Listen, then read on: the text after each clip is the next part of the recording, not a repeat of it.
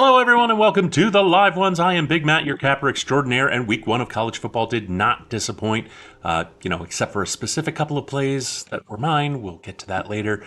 Kirby Smart and Georgia absolutely embarrassed Clemson, completely outclassed them in every aspect of the game, en route to a 34-3 massacre. It's tough to call a five-score victory in a sport that regularly sees 60-point blowouts a massacre, but if you watch the game, you understand what I'm saying. This game wasn't so much a reminder of how good Georgia is, how dominant they are, as it was, a referendum that Clemson simply isn't in this class of the elite anymore. Dabo Swinney may be feeling his seat start to get a little hot. I know 6 playoff appearances, 4 national title game appearances, and 2 national titles in 6 years earns you a lot of goodwill. But this program and much of the state of South Carolina outside of Columbia really enjoyed that sustained success, and it's tough to see the drop-off post-pandemic.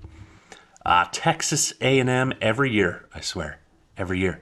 This program gets hyped up as a player in the SEC, a player nationwide. They've got the NIL connections. They've got the 5-star recruits. They're ranked to start the year. This is finally going to be the year that they finally break through and join the elites, and every year they face an early test that shows that they're B-tier players at best. Connor Wegman is not the guy. Threw for just 100 yards on 12 of 30, and also threw a pair of interceptions on the night. Notre Dame didn't look great in year 3 under Marcus Freeman, but they definitely were the more physical team on the line, both sides of the line. And I don't see anything from either one of these teams to suggest to me that they were a national title contender.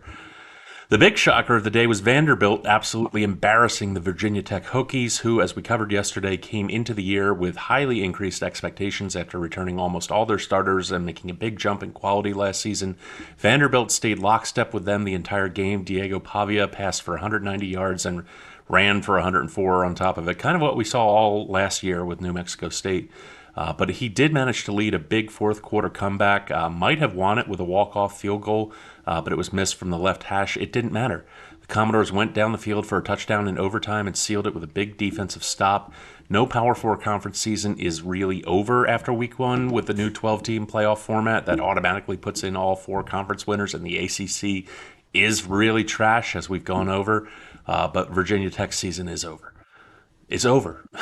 There's no recovering from that.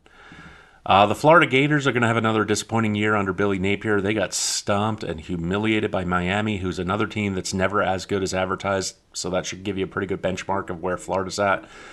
Texas walked all over Colorado State, but as per usual, caused more fans to say, when's Arch Manning going to be the quarterback?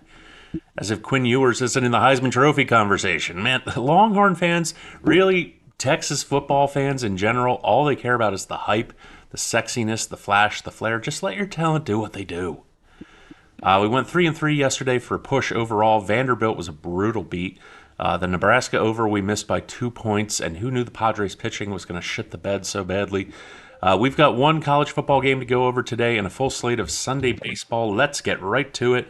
And we are starting with primetime LSU and USC neutral site game in Las Vegas. Both these teams were over machines last year because of their shitty defenses. If you bet the over in all 26 games of last year for these two teams, you would have gone 23-3. Both teams are chock full of offensive talent, and they're elevating in-house quarterbacks who know their offensive systems like the back of their hands. And both teams had such absolute dog shit defenses last year that they had to fire their defensive coordinators, and they're starting from the ground up. Do you really think I'm not going to go with the over here, no matter how high they make it? To wit, the Tigers had the 82nd ranked defense overall last year. It was one of the rock bottom schools in the Power 4. Worse still, it was 118th overall against the pass in the nation. They got killed through the air. The only impact secondary player they managed to pick up in the transfer portal was Jardin Gilbert from Texas A&M. He's going to have to take over the field right away. USC similarly had the 103rd ranked pass defense. They too got slaughtered through the air all last year, but by much weaker opponents in the now defunct Pac-12. Their big pickup in the portal was UCLA safety Kamari Ramsey, who is still pretty young and green. Chock full of raw athletic talent, but I think it's a couple of years away from the best that we're going to see from him. This is going to be a track meet. It's going to be fun to watch, I'm sure. I think the total is going to get into the low 70s, so give me the over 64.5 points tonight. Over to baseball, and we're going to go back to the well of the Red Sox and Tigers. We won by backing two great pitchers last night for the under. Now we're fading an iffy one. Tigers rookie starter Ty Madden is set to make just his second career start after debuting against the White Sox on August 26th. In that outing, Madden gave up 2 runs on 4 hits through 5 innings, struck out 2, and walked 3. That's not a great line. First start jitters, sure, but that was against what might be the historically worst team in the history of baseball. The Red Sox lineup is a significant jump in competition. Boston starter Cooper Criswell isn't great, but the Tigers lineup, as we went over yesterday, is absolute dog shit. Give me the Red Sox on the first 5 money line. And speaking of the White Sox, they play the Mets today in a closer of a 3-game set that saw them tie their all-time franchise record for losses in a season yesterday with 106. And there's still a month left of the season to play. Honestly, it's a bizarre situation. I have to watch this team. I have to see if they're going to lose 14 more games and break the record. That's right, they can go 500 in the month of September and still break the all-time record for losses in a 162-game season. They're not going to go 500. The good news for the White Sox is that Garrett Crotchet is capable of keeping them in this game. The former first-round pick boasts a 3.64 ERA and a 1.07 ERA, 1.07 WHIP through 27 starts this season. Sean Manaea continues to dominate this season as he's posted a 10-5 record with a 3.51 ERA and a 1.14 WHIP through 26 starts. And as I can't repeat enough, this is the worst baseball team of all time in the 2024 Chicago White Sox.